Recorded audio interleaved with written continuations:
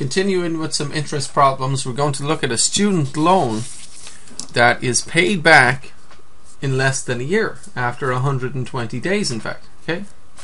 We'll also look at a savings account where the money is not left in for a whole year. The money is withdrawn after 30 days. So there's still some interest earned, but couldn't be as much as a whole year because you've only left the money in for 30 days. So we'll use this formula here to figure that out for both. Okay. So start with example 3. You've got a student loan. A student takes out an emergency loan of $800 at an interest rate of 9%. Now the 9% means per year. Okay. How much interest does the student pay if the loan is paid back in 120 days? So in other words, if they paid the loan back after exactly 1 year, the interest would be 9% of 800, right? But if you pay it back in less than a year, the interest should be less, obviously, and it is. In fact, you use this formula where the interest equals the P, the principal, the amount borrowed, 800, times the rate, the interest rate, percentage, times the time, where 1 year equals 360 days. Okay, so it's time in years. So we'll see how that works. So let's write this formula down for fun anyway. I equals P times principal times rate times time. Okay. So the interest amount is what we're going to figure out. How much interest does the student pay back? So we've got to take the principal, 800, right, times the rate, 9%, and then times the time. Now the time is 120 days, okay? But we have to, well, first of all, I mean, I shouldn't even have, I mean, yeah, that's basically what it is. But this equation is dumb. The rate should be as a decimal, the time should be in years. So these two guys are not going to work for us as they are. So we have to turn the rate.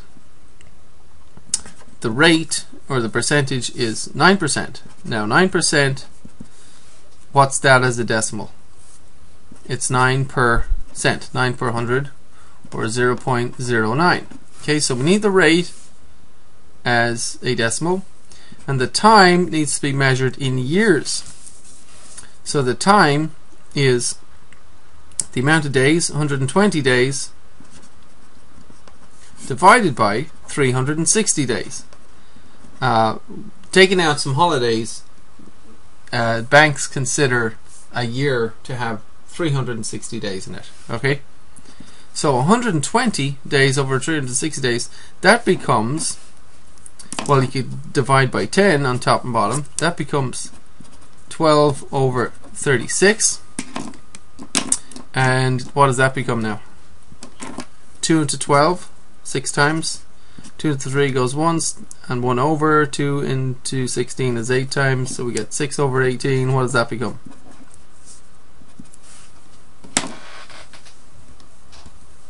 Six into 6 goes once, 6 into 18, 3 times. So the time becomes 1/3, or 1/3 of a year. So what we should do is, sure, the principal is in dollars, $800. Okay. The rate, though, should be as a decimal, 0.09, and the 120 days should be converted to years.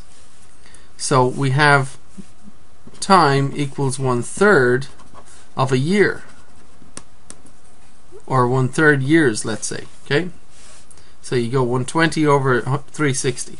Okay, so that should have been put in like this. I mean, this is a complete mistake. I was just trying to illustrate, you know, what needs to be there. But it should be 120 days over 360 days, which becomes 1 over 3. Okay, 1/3.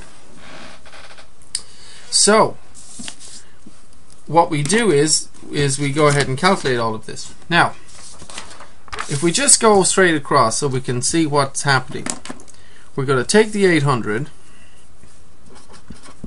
we're going to multiply that by 0.09. So we're going to get 9% of 800, right? 0.0072. 2 decimal points in the question, 2 in the answer. 72 is the answer here.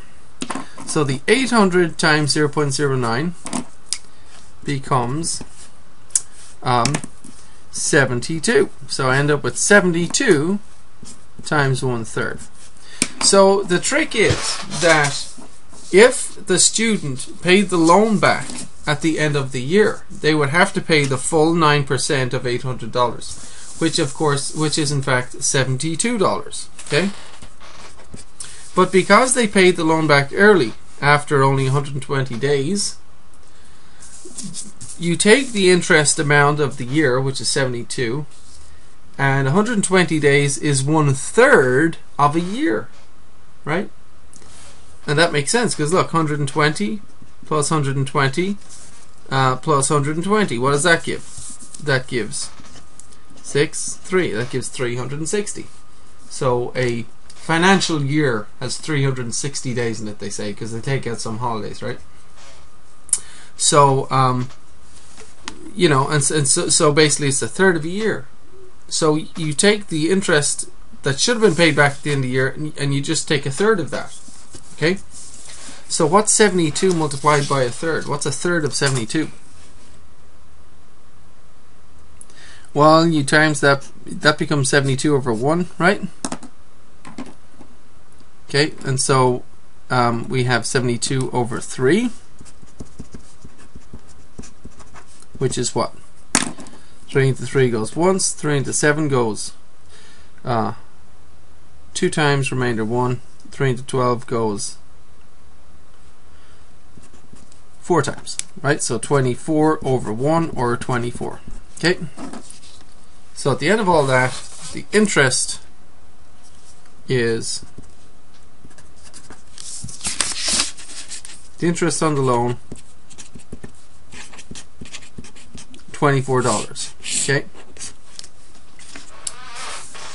So basically 1/3 of $72, what they would have to pay at the end of the year. Okay. So the total amount then that the student has to pay back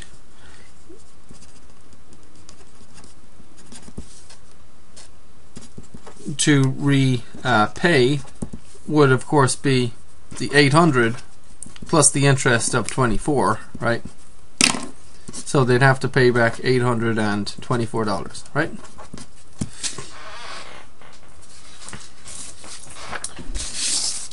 Okay, let's take this example for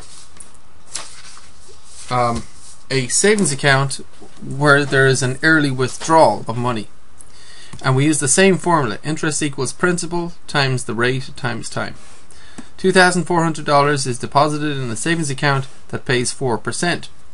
If the money is withdrawn at the end of 30 days, how much interest is earned? So our equation is I equals P times R times T. So interest equals the principal, the 2,400, multiplied by the rate. Now we're going to turn the rate into a percentage, or into a decimal. The rate at the moment is 4%. What's that as a decimal? Well, 4% is 4 per 100, which is 0.04, right? The time now is 30 days. And how many years is that? What is 30 days in terms of years? Well, you've got to take the 30, you've got to say that a financial year, 1 year is 360 days. Okay, that's something we need to memorize. A financial year is 360 days. So we take the 30 days and we divide it by 360 days. Okay. And so we figure this out. So this is 30 over 360. Divide by 10, the 3's cross cancel, the 0's cross cancel, so you get 3 over 36, which is what? 3 into 3 goes once, 3 into 3 goes once, 3 into 6 goes twice, 1 over 12. So the time is 30 days, but if you divide that by 360, you get 1 over 12 years. A 12th of a year, basically. Okay? So our time is 1/12 of a year, and that's what we need to use. So we go back to the formula, and the time is 1/12 of a year, right?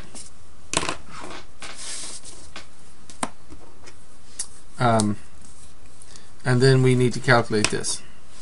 So 2400 times 0.04.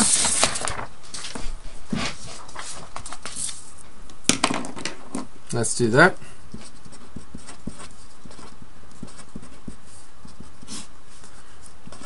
0, 0, 16, carry the 1. 8 and 1 is 9.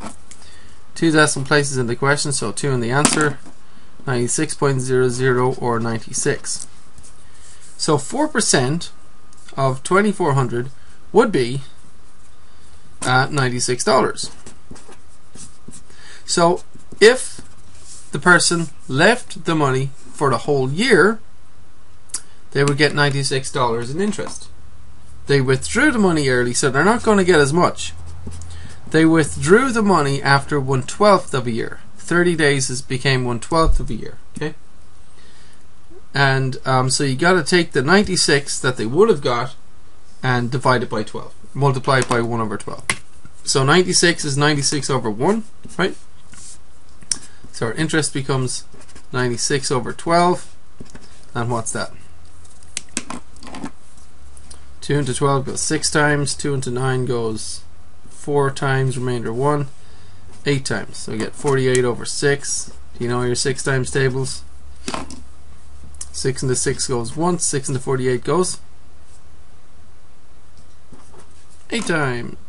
Right? 8 over 1, which equals 8. So the interest amount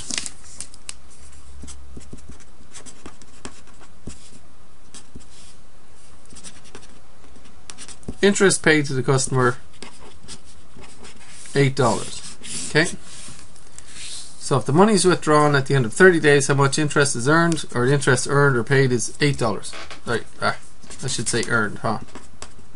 Interest earned in the account, $8, right? And the last part is, what is the total amount withdrawn? If you withdraw all your money, what do you get? Well, surely you get the original plus the interest, right? The original amount you put in there plus the interest, and that should give you the total, right? The original amount was 2,400, right? What was the interest? $8. So add that. Total amount withdrawn, 2,408, right?